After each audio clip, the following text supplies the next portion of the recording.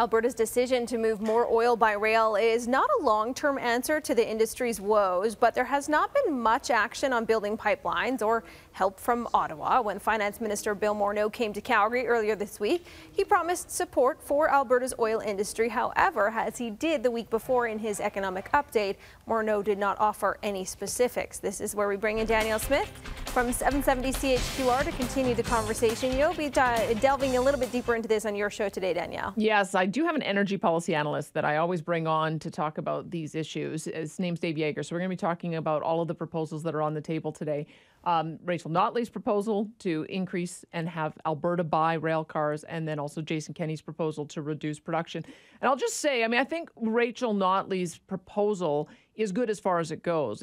What it does do is it helps us get national media on the issues that matter here, because I would have to say that the lukewarm attention that the federal government has been paying to this issue, contrast that with the wall-to-wall coverage that we've seen on Jerry Dias and all of the attention that the politicians are giving that. This at least reinserts that into that story. And most of the stories I've now seen are, yeah, Oshawa's hurting, but boy, Alberta's hurting more.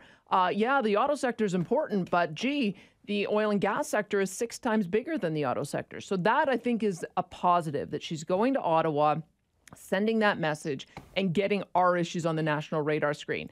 But it is not going to solve the differential problem. We produce 4.3 million barrels per day.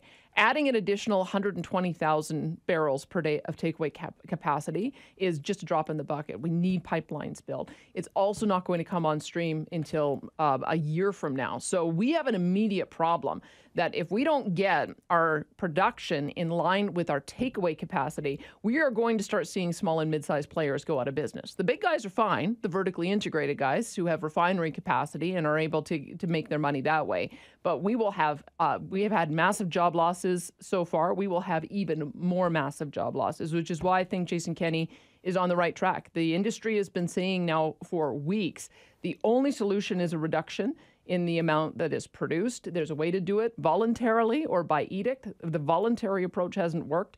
And I think that Rachel Notley's next move has got to be to take Jason Kenney's idea.